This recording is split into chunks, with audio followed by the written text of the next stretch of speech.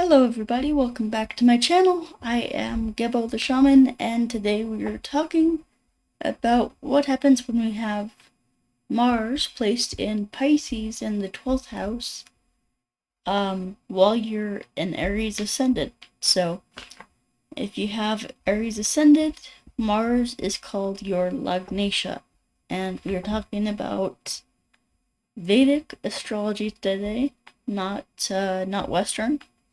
So there you go. Alright, so before I get into all that good stuff about the astrology placements, please go ahead and go over to my website, gebotheshaman.com. You can see it right there, gebotheshaman.com. And, I have a bunch of products, services. I have Qigong courses, I have my astrology certification course, I have my astrology readings, a whole bunch of stuff, rune readings and other things. So go check them out. And yeah, so plus I have my book over here, Tantric Secrets of Vedic Astrology. Go check that out. This is a great book. It's basically everything that I learned as an astrologer, everything that you need to know to do astrology, like professionally, and to even do like prescribe remedies, prescribe mantras and things like that. So go check out that book, Tantric Secrets of Vedic Astrology. It's available right now on Amazon. So there you go. Go check it out. Plus I offer Qigong courses. That's what you're seeing over here. And alright, so we'll get into the reading today. So we're talking about Mars in Pisces in the 12th house for Aries ascendant. Now, one of the huge things between Vedic and Western astrology is that Vedic astrology follows the planets in the sky. So, like, wherever the actual planets are located in the sky, that's where they are represented in our chart. And so, however, Western astrology, they use a calculation. So, their astrological system has kind of, it's an inaccurate system or inaccurate calculation that uses that doesn't account for the precession of the equinox. So when you're looking at Western astrology chart, you're looking at something that is 24 degrees off from the real-time positioning of the planets in the sky. Now, 24 degrees is almost an entire sign. One sign is 30 degrees, so a lot of times Western astrology is off. It used to be correct like 2,000 years ago, but now it's just really off, and you can only really depend on Vedic astrology, which is what I teach. So, looking at this placement with Pisces in the 12th house, with Mars here. So the first thing that we need to know is, what do each of those placements mean, or each of those things mean? So first of all, what does Mars mean? So Mars is the planet of energy, of war, of masculine energy, and it's all about going out there, fighting, competing, getting the job done, when Mars has it in his head that he's going to do something, he immediately goes and does it. And if anything is standing in his way, he just bulldozes, right over them, plows right into them. That's the energy, the Aries energy with the horns, the ram. So this is Aries energy. This is Mars energy. So as you may know, Mars is Aries ascendant lord. So if you have Aries in the ascendant, Mars is the lord of that, lord of Aries. And so in Vedic astrology, we refer to this as the Lagnesha. And so that just means the planetary lord of the ascendant. So Lagna is the ascendant, and then Lagnesha is the planetary lord of the ascendant.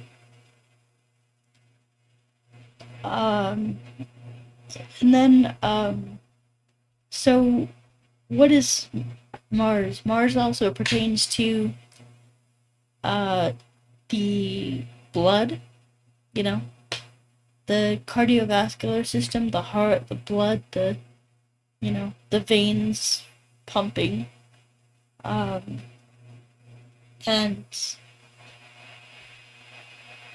Mars is, is this masculine energy, this virility, fertility, libido, strength, masculinity, things like that. And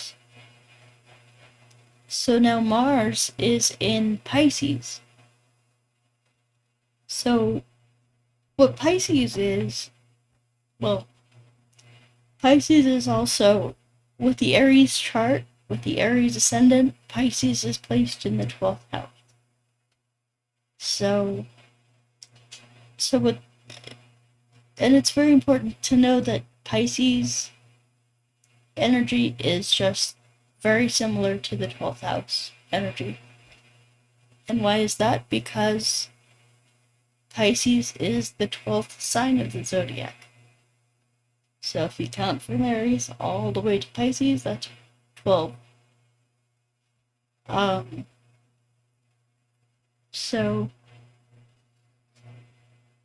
So then, let's see what else.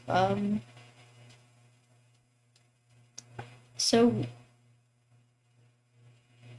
Pisces is loss. Pisces is losing, loss, sacrifice, giving gifts, Pisces is sacrifice and loss and things like that. And, Pisces is it's the 12th house, so it's the house of death, which is a loss. It's also the house of sleeping. So when you're sleeping, you are participating in a 12th house activity. That's a 12th house.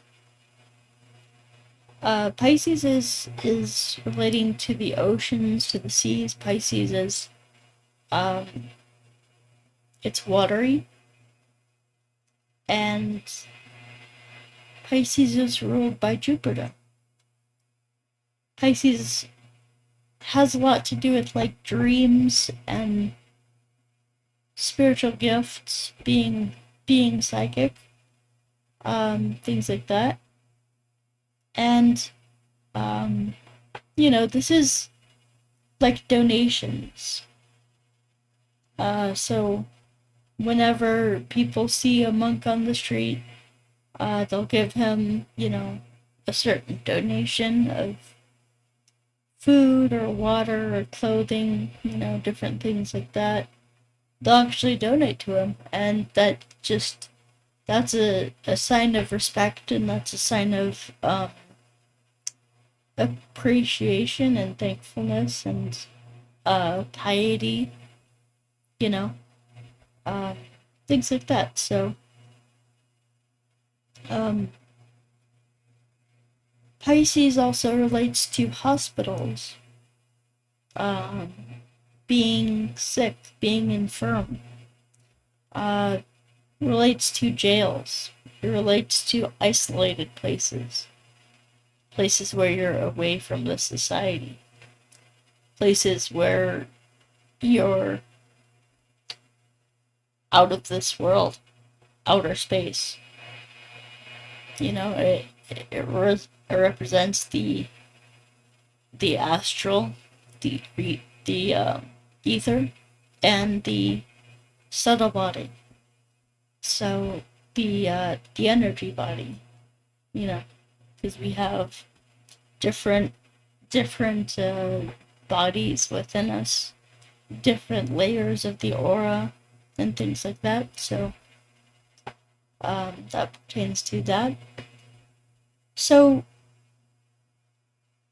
what does it mean when we have Mars in Pisces in the 12th house?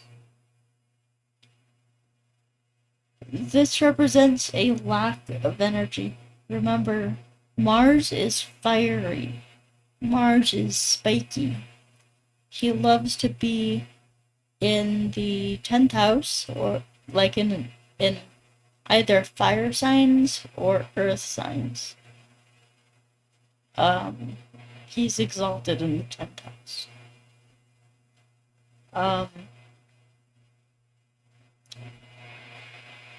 And so, you know,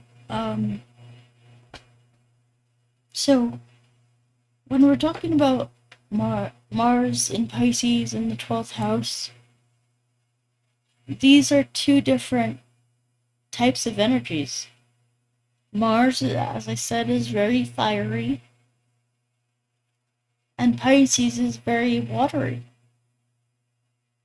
Mars is about going out there and proving yourself in the real world, and practicality, and getting things done, and being a warrior, being practical, thinking on your feet. Mars has no time to dream. Mars has no time to waste in imagination and fantasy.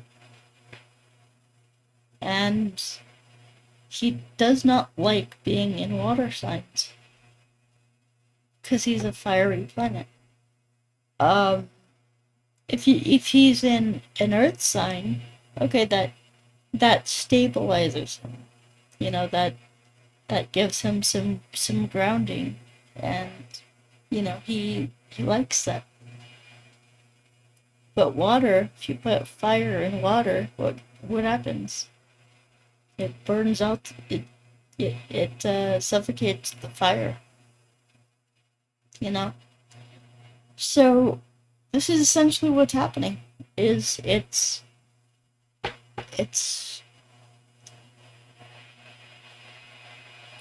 just weighing down Mars, and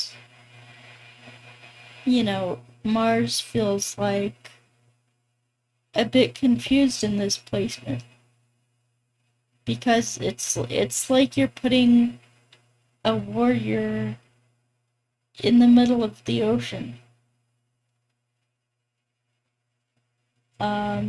He has no one to fight. He has no purpose, no aim, no goals. It's just kind of like wandering. It's a feeling of being lost. You know, it's like you know, you're feeling very isolated, feeling like your energy. Remember, Mars is your energy, your vitality, and it's just like, you know, you feel your energy being depleted. So someone with this placement, you know, may feel that their energy is being depleted, but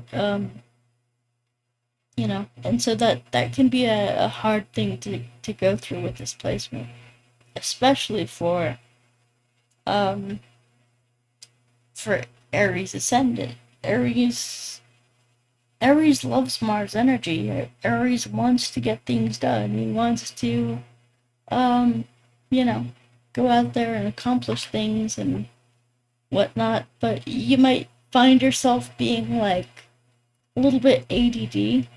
You want to get things done, but then you get sidetracked by something else, and another thing you find like you're working on one project, but then something else comes by and just kind of diverts your energy, and you get like really interested in that other thing.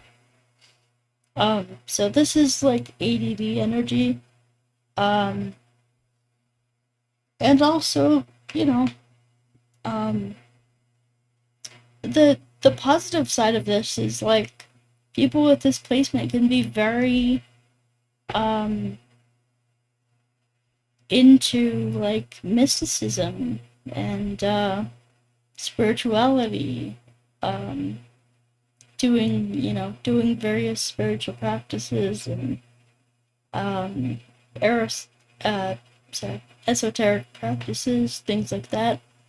And I mean, they you could even probably have a psychic gift, you know, or even if you don't have any of those things, like you'll be interested in spirituality, be interested in being like a psychic, being like a almost like a medium, um, and things like that. So your energy will be put into those, foreign things. Like you'll you might want to like get really good at lucid dreaming or things like that.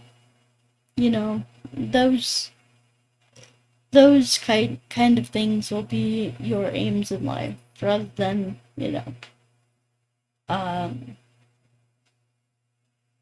Aries Aries aims are always, um very physically oriented. It's trying to compete, it's trying to win a prize, it's trying to, get something practical done, things like that. So yeah, you know, those are kind of some things that you'll see with this placement. And let's see. Mars matures at I think the age is 28. So after you turn 28,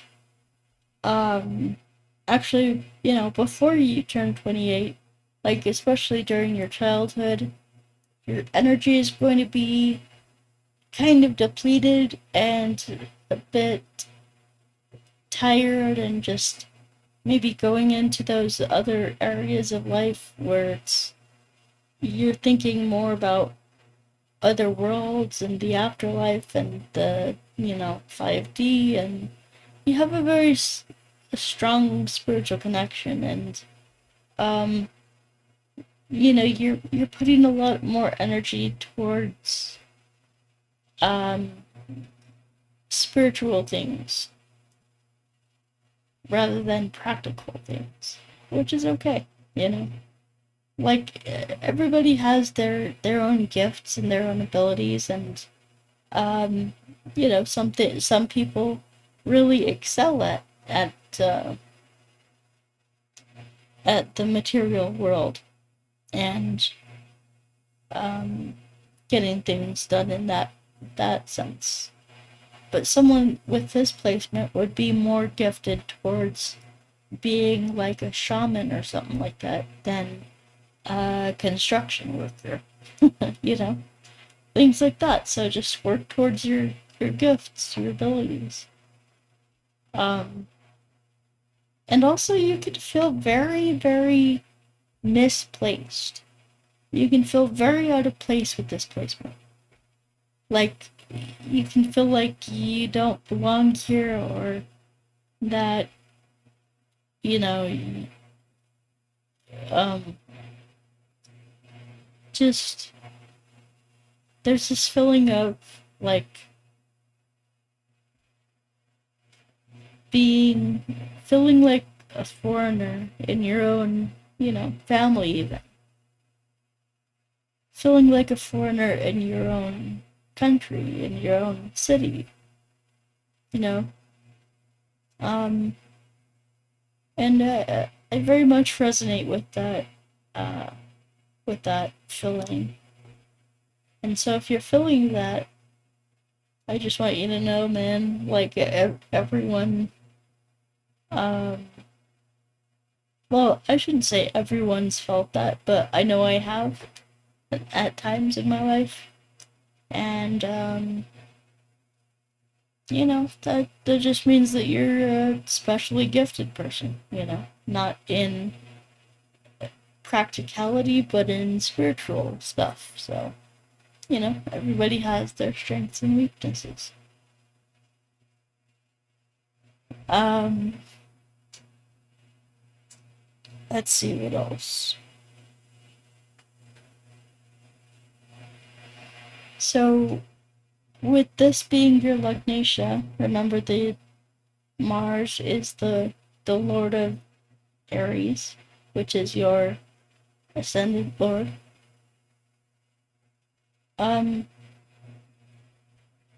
This tells you that this is your main area of life. This is your main focus. This is what you can excel at. This is what you can get good at, you know. For example, I'm a Libra ascendant, so one of the things that I'm good at is teaching. Because I have Venus in the ninth house. So, Venus is Libra's ascendant lord. Venus is placed in the ninth house, so it gives me the ability to teach and the ability to become a teacher, write books and things like that. And so, yeah, you know. Um, but yeah, just to wrap up here, you know, um, you could some other things that I noticed about this placement is, you know, you could have a passion just to be alone, which, like, being alone can be a good thing at times. It really can, but, I just would encourage people to find people that, find a group of people that they get along with, or that they, you know, that loves them, at least somebody who likes you and cares for you and things like that, because it can get pretty lonely with this position.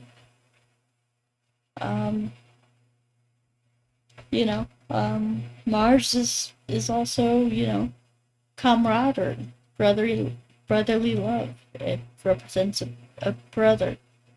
And so with the 12th house, it can be like just very lonely, very distancing from family, from everybody else, and things like that. So, yeah, you know.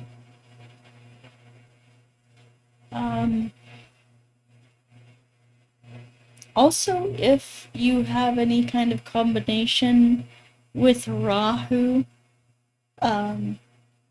if Rahu looks at this placement, be very, very careful about cults.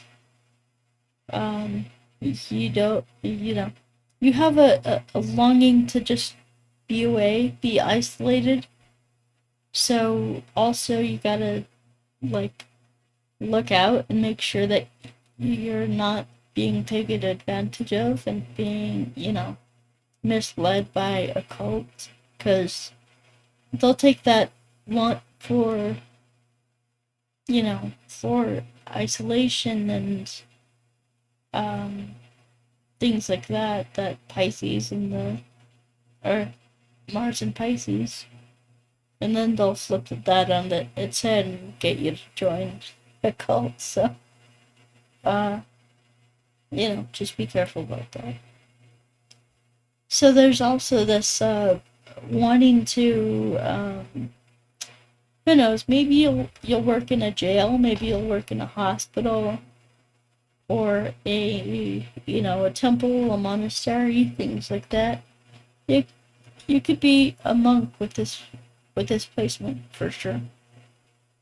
So, and also Mars is like law enforcement too. So you could be a jail guard with this one. Working in a jail, like so different things like that. So anyway, guys, yeah, that's about it for me. So I hope you guys enjoyed this one, and I hope you guys have a good one. And once again, go ahead and check out my website, gebotheshaman.com. And also you can check out this website, patreon.com/gebotheshaman. I have a lot of stuff on there, so go check that out. You can also buy my book, Tantric Secrets of Vedic Astrology, on Amazon. It's now available on Amazon, so check that out. I do have a bunch of Qigong courses like this one, which is Cosmic Qigong. Those are great to get involved into spiritual practices and, be able to just connect spiritually, So, other than that, guys, I think that does it for us today. So, let's see. Hope you guys enjoyed this video, and if you did, give it a like, a thumbs up, and subscribe and click that bell button and all that good stuff. And yeah, we will see you later. Peace. Take care.